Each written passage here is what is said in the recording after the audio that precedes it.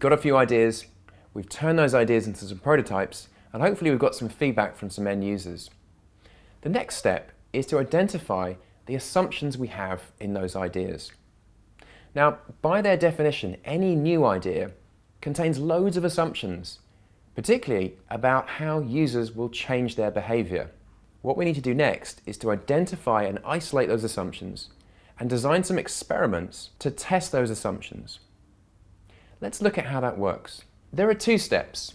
First, list all of the assumptions we are making about what users will value or be willing to do.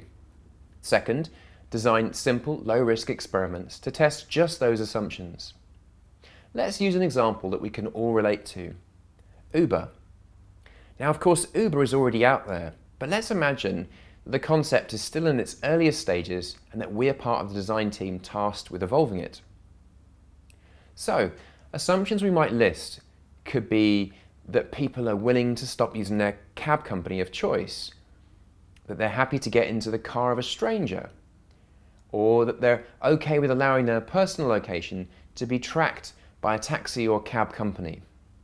One simple experiment could be offering people at your office a card from a lesser-known local cab company along with a discount code for 10% off and see how many of them actually redeem the discount.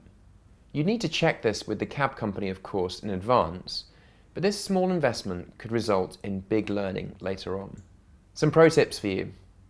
Run lots of short experiments at first, testing one assumption at a time. Maybe start with those assumptions that are highest risk first.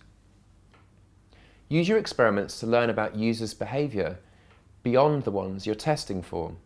Sometimes the biggest learnings are an accidental byproduct of our experiments, so keep an open mind.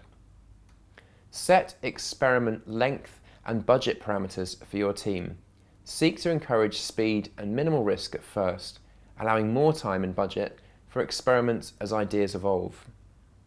Good luck.